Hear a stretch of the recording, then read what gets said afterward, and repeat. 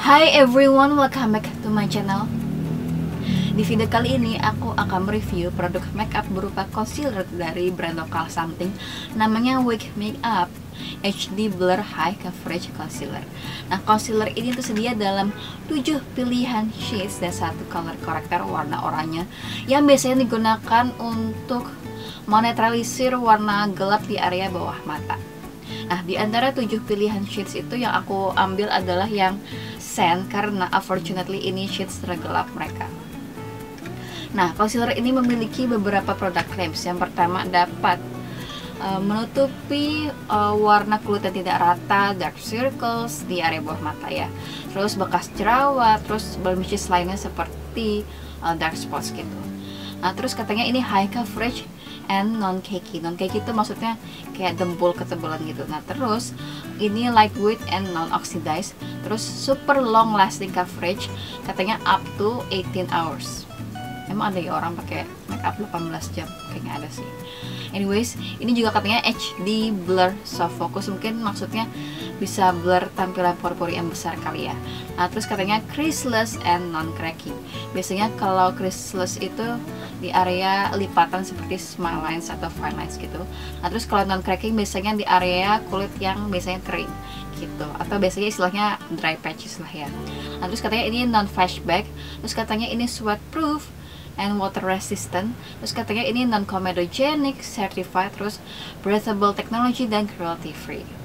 Nah, terus waktu aku perhatiin ingredients listnya, ternyata concealer ini tuh sama sekali nggak ada skincare benefits yang jadi beneran pure kayak cuma kayak silikoni ingredients gitu. Nah, terus aku akan share ke kalian bagaimana performanya di kulit aku, karena kemarin aku udah cobain sekali dan hari ini aku akan share lagi ke kalian trial keduanya. Oke, sebelum aku mengaplikasikan di satu sisi sini, aku mau jelasin dulu mengenai produk packagingnya. Jadi dia ini sebenarnya aplikator brushnya kayak doe foot biasa gitu pada umumnya ya. Nah, terus dia ini di bagian tutupnya kalau kalian lepas tuh ada sponge-nya gitu untuk bantu ngeblend si concealernya gitu. Ini udah kotor karena aku udah pakai kemarin ya sekali gitu. Nah, mengenai sponge-nya ini aku sebenarnya kurang suka karena dia itu terlalu squishy, terlalu lembek gitu. Aku tuh lebih suka sponge yang lebih firm, agak keras gitu. Soalnya kalau kayak gini tuh kayak takut dia bakal patah atau copot gitu loh sponge-nya. Bener-beneran kayak terlalu lembek gitu loh. Ini preference aja sih gitu. Nah, terus ya yang aku rasain dari packaging concealer sendiri, bagian tutupnya ini tuh entah kenapa feels terlalu ringan, kayak maaf ya, kayak agak-agak murahan gitu. Aku malah berharap packagingnya ini tuh lebih kokoh gitu sebenarnya gitu. Ini aku aplikasiin aja di satu sisi biar kalian bisa lihat before dan afternya. Biasa aku pakai di bagian dalam sini, terus aku pakai di bagian luar aja, terus baru di kelopak mata. Kenapa aku pakai juga di kelopak mata? Supaya aku bisa lihat apakah dia bakal creasing, apakah dia ada oil controlnya, dan juga karena kelopak mata aku kan berminyak ya, jadi bisa tahu apakah si concealer ini ada oil controlnya di area kulit yang berminyak gitu. Nah, sambil ngomong sebenarnya aku tuh harus buru-buru ngeblend. Kenapa? Karena concealernya something ini itu cepat ngeset.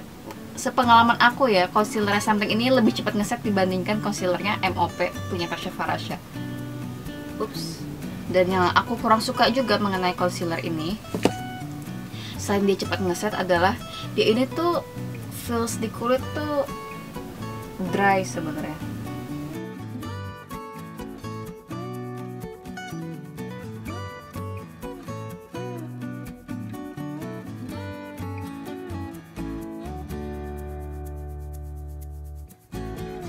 Oke, aku udah selesai ngeblend. Kalian bisa lihat kan perbedaannya. Ini before, ini after. Nah, aku mau jelasin dulu kenapa tadi aku bilang si concealer ini feelsnya dry di kulit gitu. Jadi tuh dia memang creamy, tapi dia tuh bukan tipikal concealer creamy yang basah, tapi kayak tipikal concealer creamy yang feels dry on the skin gitu. Jadi dia, karena itulah dia ini harus cepet-cepet di bulan gitu. Nah terus karena itulah sebenarnya dia hasilnya tuh not satin finish, menurut aku dia skin like finish tapi lebih cenderung ke matte gitu loh. Aku sih ngebandingin ini dengan punyanya MOP. Kalau MOP itu kan dia concealernya creamy basah dan emang hasilnya satin karena ada subtle glow. Kalau concealernya Something ini tuh dia tipikal creamy yang kering, makanya dia hasil cenderung ke matte gitu. Maka dari itulah sebenarnya menurut aku pribadi concealernya Something ini tuh lebih cocok untuk yang kulitnya berminyak gitu.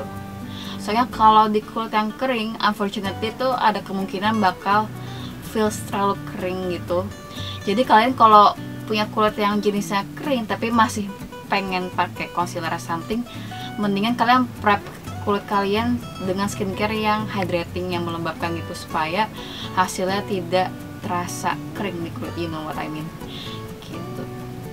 Nah terus ini aku baru pakai di area bawah mata yang gelap. Ini dia coveragenya lumayan bisa menutupi ya dark circles gitu. Nah tapi dia masih kelihatan ada kayak dark circlesnya gitu. Nah sekarang aku mau coba apakah dia bisa di build up menjadi full coverage, karena aku sebenarnya penasaran aja.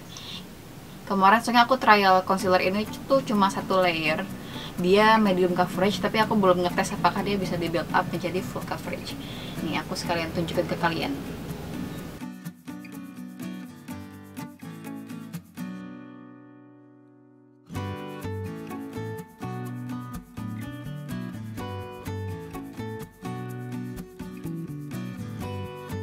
Oke, surprisingly concealer Something ini bisa di build up menjadi lebih full coverage. Tapi ya kalau kondisi dark circles kalian udah parah banget ya emang harus pakai skincare yang untuk mencerahkan ya gitu. Nggak bisa bergantung sama produk makeup seperti concealer ini gitu. But so far I like it sih.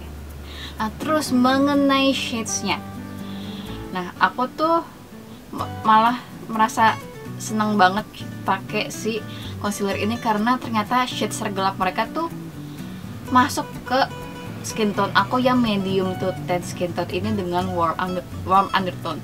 Nah tapi kemarin aku cobain full setengah muka, terus aku bandingin dengan warna di leher dan telinga aku, si concealer ini tuh terlihat sedikit peachy, sedikit orangey, tapi somehow masih masuk ke kulit aku gitu. Jadi nggak terlalu terlihat ashy lah gitu kalau dari jauh.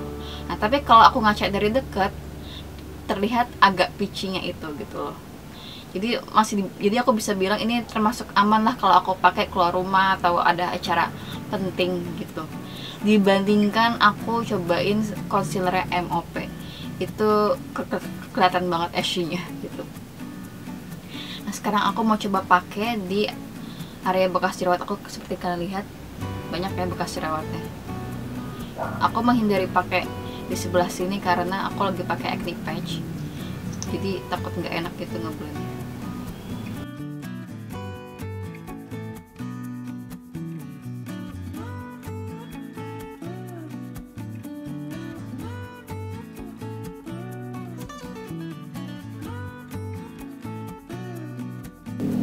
Aku udah selesai pakai di bekas jerawat aku. I don't know if you can see, tapi walaupun ini lumayan bisa menutupi bekas jerawat aku, tapi masih ada bekas jerawat yang masih lumayan ketara gitu. Nah aku mau coba lagi untuk layer apakah bisa full coverage seperti yang tadi aku lakukan ke dark circles aku.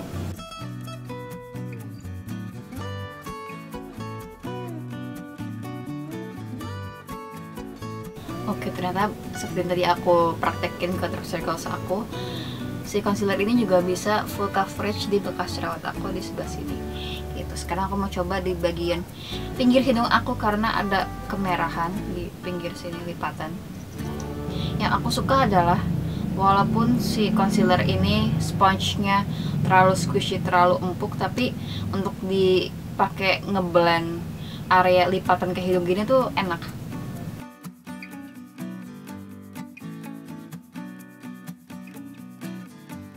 Oke, concealer something ini berhasil menutupi kemerahan di pinggir hidung aku dengan baik.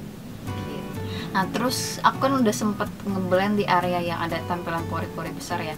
Pasti kalian mikir apakah dia bisa blur tampilan pori-pori yang besar seperti klaimnya? Menurut aku, iya, dia bisa ngeblur tampilan pori-pori yang besar gitu, dan dia juga nggak accentuate tampilan pori-pori yang besar itu.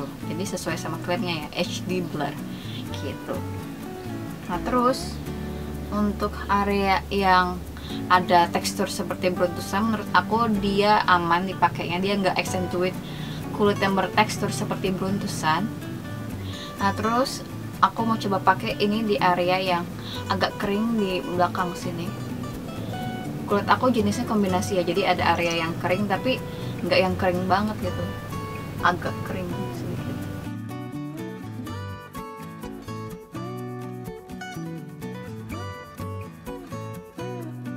Oke, aku udah selesai ngeblend di area pinggir sini yang ada area agak kering,